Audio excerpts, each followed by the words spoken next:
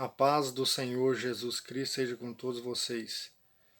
Irmãos, é com muita alegria que hoje venho trazer mais uma mensagem da Palavra de Deus para a vossa reflexão e meditação. Hoje quero falar com vocês a respeito da oração. O que o Senhor Jesus nos ensinou acerca da oração.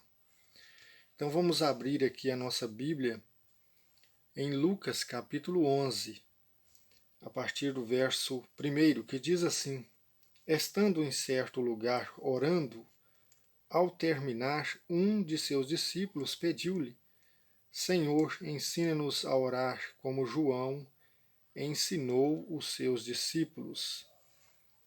Veja que aqui neste primeiro versículo nós vemos um anseio por parte de um discípulo acerca da oração. Você vê claramente que o Senhor Jesus Cristo ele estava orando. E a palavra ela diz assim: estando em certo lugar orando, ao terminar um de seus discípulos. Veja que um dos discípulos disse: Senhor, ensina-nos a orar, como também João ensinou seus discípulos. Então, certamente, esse discípulo estava ali contemplando ao Senhor Jesus em sua oração. E quando ele terminou de orar, ele disse: Senhor, ensina-nos também a orar. Porque João ensinou os seus discípulos. E nós vemos o Senhor constantemente orando. Porque em muitos pontos da Escritura, quando lemos os Evangelhos, nós vemos o Senhor Jesus orando de madrugada no templo, orando a sós no deserto, à noite. Nós vemos ele orar agradecendo ali, dando graças pelo pão. Então nós vemos vários momentos. E nesta situação o discípulo diz: Senhor, ensina-nos a orar. E ele nos ensinou. Quando abrimos aqui a Bíblia, em Mateus capítulo 6, verso 5, veja o que o Senhor Jesus nos ensinou. E quando orardes, não sejais como os hipócritas, porque eles gostam de fazer oração pondo-se em pé nas sinagogas e nas esquinas, a fim de serem vistos pelos homens. Em verdade vos digo, já receberam sua recompensa. Tu, porém, quando orares, entra no teu quarto e, fechando tua porta, ora ao teu pai que está lá, no segredo, e teu pai que vê no segredo te recompensará. Veja que, em resposta daquele pedido daquele discípulo, o Senhor Jesus ele vem ensinando acerca da oração. Ele diz: em primeiro lugar, quando você for orar, não seja como os hipócritas. Veja como o Senhor Jesus ele é direto, ele é objetivo e ele já traz uma advertência. Quando você for orar, não seja como os hipócritas. E o que são os hipócritas? O hipócrita, no contexto aqui da palavra, é como se fosse um ator que se passa por uma outra pessoa. E na verdade é isso mesmo, porque uma pessoa hipócrita é uma pessoa falsa. E aqui ele traz essa advertência porque os hipócritas gostam de fazer as suas orações, as suas obras, a fim de serem vistos e serem elogiados pelos outros, serem admirados pelos outros. E creio eu que aqui ele faz essa comparação até num sentido de censurar os fariseus, que gostavam de fazer tudo à vista dos homens, porque eles se passavam por justo diante dos homens. Então o Senhor Jesus está mostrando que, em primeiro lugar, em nossas orações, quando formos nos dirigir ao Pai, a Deus, não devemos ser hipócritas, devemos ser humildes. Ele diz: Tu, porém, no verso 6, quando orares, entra no teu quarto, fecha a tua porta, ora ao teu Pai em secreto, porque ele que vê no secreto, no oculto, ele te recompensará. Veja que Cristo está dizendo: seja humilde, seja sincero, porque Deus conhece o seu coração. Não queira se exaltar diante de Deus. Não queira se passar como uma pessoa importante, porque todos nós somos pecadores. Então devemos ter reverência.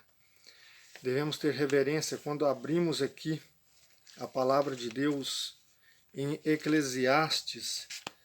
Veja o que a palavra diz aqui em Eclesiastes, no capítulo 5. Veja o que diz a partir do verso 1. Que tua boca não se precipite. Verso 1. Cuida de teus pés quando vais à casa de Deus. Aproximar-se para ouvir vale mais do que sacrifício oferecido pelos tolos, mas eles não sabem que fazem mal. Que tua boca não se precipite, o teu coração não se apresse em proferir uma palavra diante de Deus, porque Deus está no céu e tu na terra, portanto que tuas palavras sejam poucas numerosas. Veja que é importante nós entendermos que Deus deve ser temido, respeitado, reverenciado. Então nós devemos ter esse cuidado quando formos dirigir a Deus em nossas orações. Nós não podemos ser como os hipócritas. Nós não podemos querer de alguma forma surpreender a Deus, porque Ele sabe de todas as coisas. E quando eu medito nesta palavra, nesses dois aspectos que o Senhor Jesus ele traz à tona aqui logo nesses dois primeiros versículos, em primeiro ponto dizendo, não seja hipócrita, e segundo, seja humilde, ora na intimidade do teu coração, essa palavra ela me traz aqui para Lucas, no capítulo 18, verso 9 ao 14, quando lemos a parábola do fariseu e do publicano. Veja o que diz a parábola. Contou ainda esta parábola para alguns convencidos de serem justos e desprezavam os outros. 2 homens subiram ao templo para orar, um era fariseu, o outro publicano. O fariseu de pé orava interiormente deste modo: Ó Deus, eu te dou graças, porque não sou como o resto dos homens, ladrões, injustos, adúlteros, e nem como este publicano. Jejuo 2 vezes por semana, pago o dízimo de todos os meus rendimentos.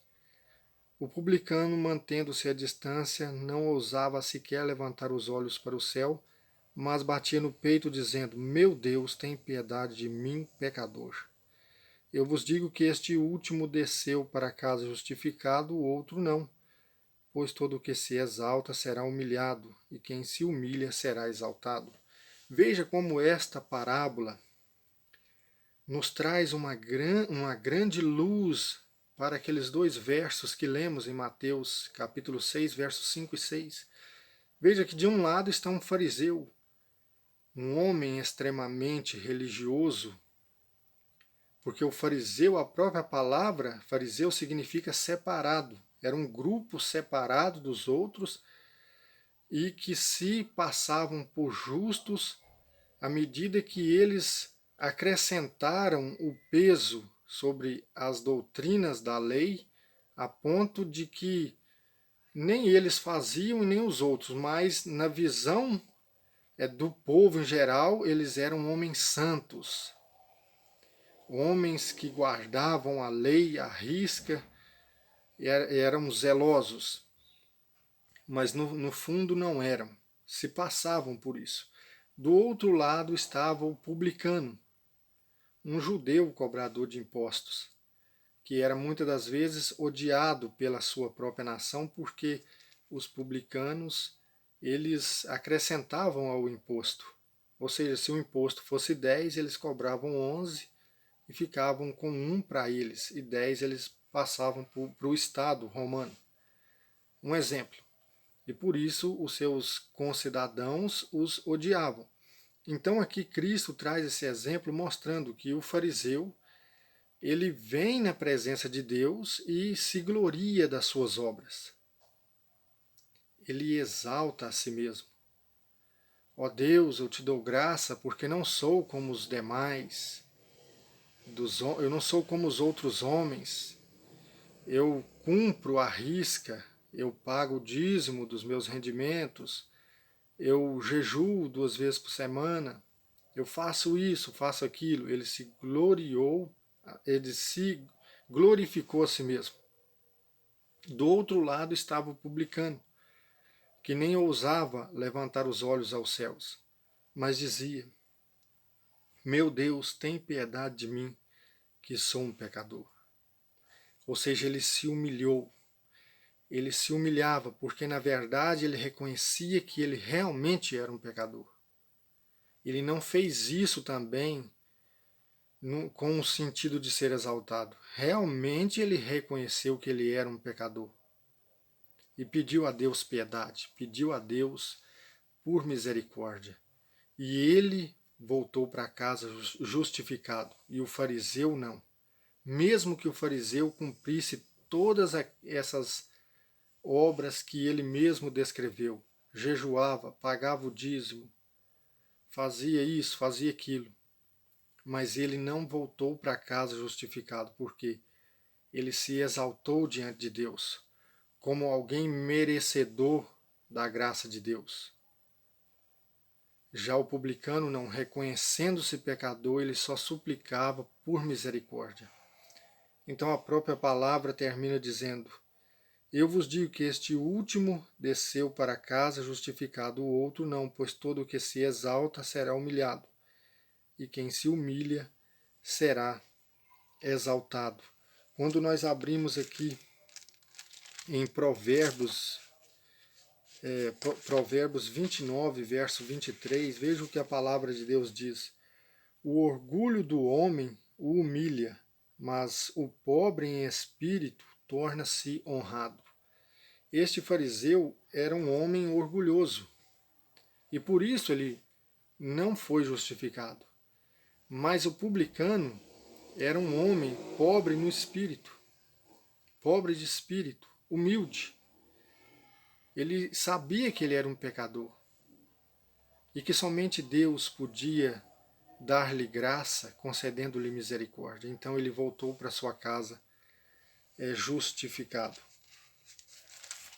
E continuando aqui no texto de Mateus, quando nós seguimos a leitura a partir do verso 7, a palavra diz assim: Nas vossas orações não useis de vãs repetições como os gentios, porque imaginam que é pelo muito palavreado que serão ouvidos.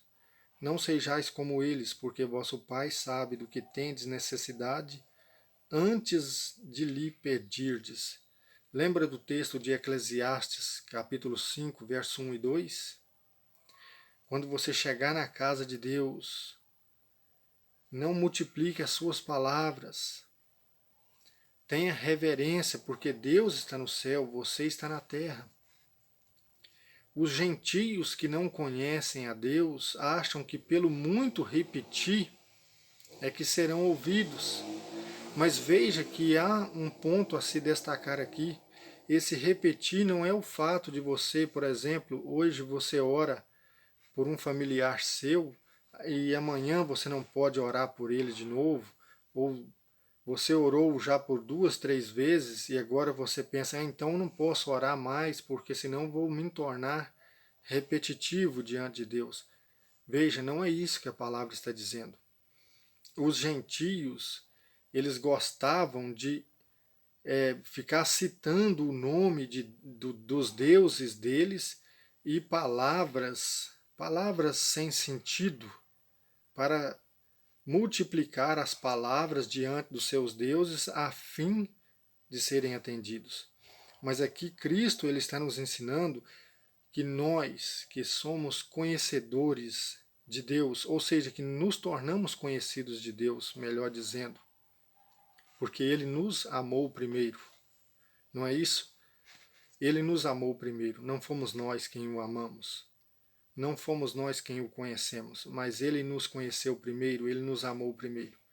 Então nós temos que ter essa consciência de que Deus, o nosso Pai, o Pai do nosso Senhor Jesus Cristo, Ele sabe das nossas necessidades, antes mesmo de pedirmos a Ele.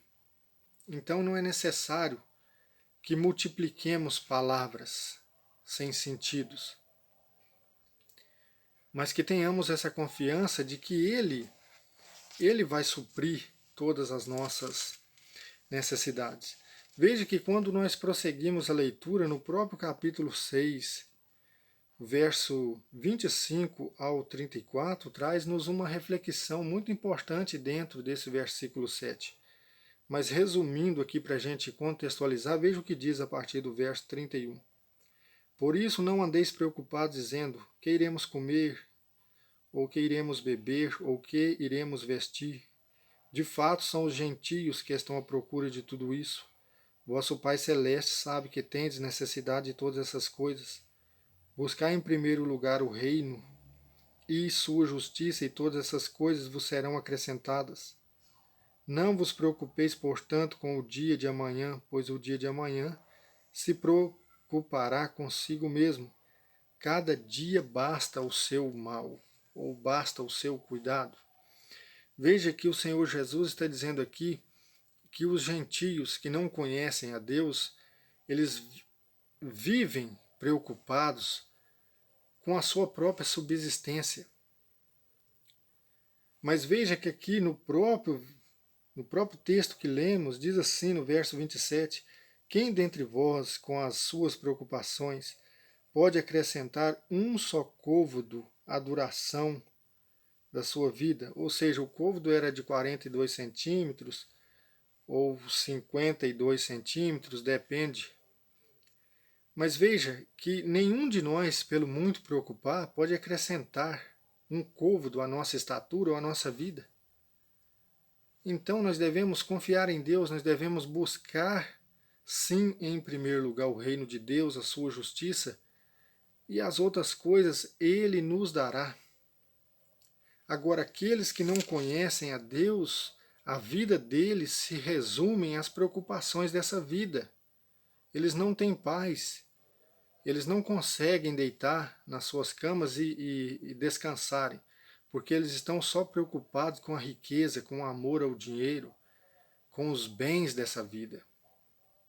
Agora, aquele que realmente conhece a Deus, que é conhecido de Deus, esse repousa no Senhor, porque sabe que o Senhor conhece as suas necessidades e que não é pelo muito pedir, mas sim com uma oração sincera.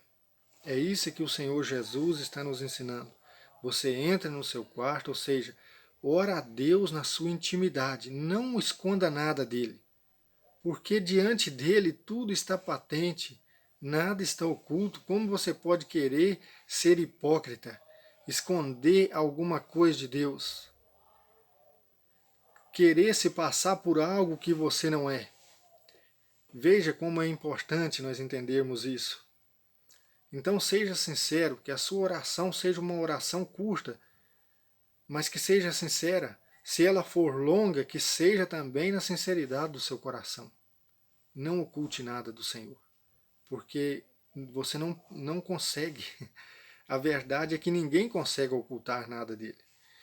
E aqui, quando ele continua nos exortando, ele nos ensina, aqui também contextualizando em Lucas 18, que mesmo nós tendo esta consciência de que Deus, ele sabe das nossas necessidades e que não é necessário nós prolongarmos as nossas orações no intuito de pensar que vou insistir que Deus vai me atender. Ao mesmo tempo que o Senhor Jesus ele mostra que Deus já sabe de tudo, antes de nós pedirmos, ele já mostra que nós não devemos desfalecer, nós precisamos orar. Porque aqui em Lucas 18, do verso 1 a 8, você vê que ele conta também a parábola do juiz iníquo e a viúva importuna. Veja que esse juiz ele não temia, ele era um homem ímpio, ele não temia a Deus, ele não temia os homens. Veja o que o Senhor Jesus diz aqui. Ele diz assim, havia numa cidade um juiz que não temia a Deus e não tinha consideração pelos homens. Nesta mesma cidade existia uma viúva que vivia a ele dizendo, faze-me justiça contra meu adversário. E veja que durante muito tempo esse juiz se recusou. Mas como a viúva sempre insistia, faze-me justiça, veja que num determinado momento, diz a palavra aqui no verso 4, diz assim, durante muito tempo ele se recusou. Depois disso pensou consigo mesmo, embora eu não tema a Deus nem respeite os homens, contudo, já que esta viúva está me dando fastio, vou fazer-lhe justiça para que não venha por fim esbofetear-me. E o Senhor acrescentou, escutai o que diz esse juiz iníquo. E Deus não faria justiça a seus eleitos, que clamam a ele dia e noite, mesmo que os faça esperar? Digo-vos que ele lhes fará justiça muito em breve. Mas quando o Filho do Homem voltar, encontrará fé na terra?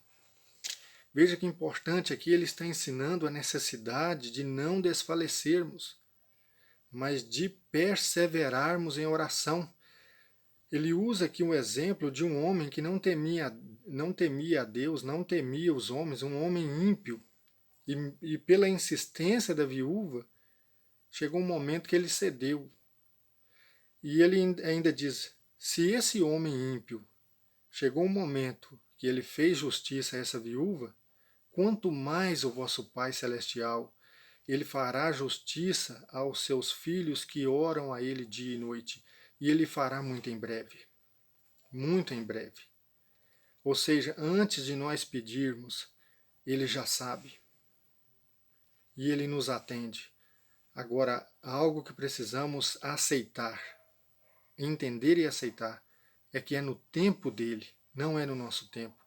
Por isso ele termina dizendo, quando o Filho do Homem voltar, encontrará fé na terra, porque muitos perdem a sua confiança, a sua pouca fé, porque querem que as coisas aconteçam na hora dele, no tempo dele, e não no tempo de Deus. E aí, como não acontece, a pessoa desfalece. Mas o Senhor Jesus está dizendo, não desfaleçam, insistam, perseverem, porque o Senhor, vosso Deus, lhes fará justiça muito em breve. E então, irmãos, o Senhor Jesus, ele continua aqui, a partir do verso 9 de Mateus capítulo 6, e nos ensina a oração do Pai Nosso. Hoje eu não vou entrar na oração do Pai Nosso, mas eu peço aos irmãos que, a partir disso que a gente está meditando aqui nesses versículos, você ore a oração do Pai Nosso e veja que ali há uma oração para a comunidade cristã, onde o Senhor Jesus, ele diz, Pai nosso que está no céu, santificado seja o teu nome. Ou seja, trazendo a memória de que o Pai, ele está no céu e que o nome dele precisa ser honrado. Ou seja, uma citação ao terceiro mandamento da lei de Deus em Êxodo 20. Não tomarás o santo nome do Senhor teu Deus em vão, porque ele não terá por inocente aquele que tomar o seu santo nome em vão. Então, santificado seja o teu nome, seja honrado, seja temido, reverenciado. Seja feita a sua vontade, assim na terra como no céu. Veja, ele é soberano. Nós precisamos orar em conformidade com a vontade do nosso Deus, como está escrito aqui em João, 1 João capítulo 5. Veja o que diz aqui a palavra de Deus. Porque muitas pessoas oram a Deus e querem que seja feita a vontade deles. E não é assim. Veja o que João diz aqui, a palavra de Deus diz em João 5, 1 João 5, 14. E esta é a confiança que temos em Deus, se lhe pedirmos alguma coisa segundo a sua vontade, ele nos ouve. Veja, se pedimos alguma coisa segundo a sua vontade, não é segundo a minha vontade, é segundo a vontade de Deus, ele nos ouve. Então por que eu oro e não sou atendido? Veja o que diz Tiago. Tiago capítulo 4, verso 3. Pedis, mas não recebeis, porque pedis mal, com o fim de gastar em vossos prazeres. Então tem pessoas que pedem e não recebem por quê? Porque pedem para gastar com os seus próprios deleites. E não é assim que funciona. João ele diz: esta é a confiança que temos. Se pedimos alguma coisa segundo a vontade dele, ele nos ouve. E Tiago diz aqui no capítulo 1, verso 7, versos 5 a 7, se alguém dentre vós tem falta de sabedoria, peça a Deus, que concede generosamente a todos, sem recriminação, e ela lhe será dada, contanto que peça com fé, sem duvidar, porque aquele que duvida é semelhante às ondas do mar, impelidas e agitadas pelo vento. Mas não pense tal homem que receberá alguma coisa do Senhor sendo dúbio e inconstante, como é em tudo que faz. Ou seja, não pense tal pessoa que sendo inconstante, vacilante, vai receber qualquer coisa de Deus, porque não é assim. Você tem que orar em afinidade, segundo a vontade de Deus, como Cristo nos ensinou na oração do Pai Nosso. Irmãos, e para a gente encerrar aqui, vamos encerrar com esse texto de Efésios, capítulo 3, verso 20. Aquele cujo poder, agindo em nós, é capaz de fazer muito além, infinitamente além de tudo o que nós podemos pedir ou conceber. A Ele seja a glória na Igreja e em Cristo Jesus, por todas as gerações dos séculos. Amém. Glória a Deus. Aleluia.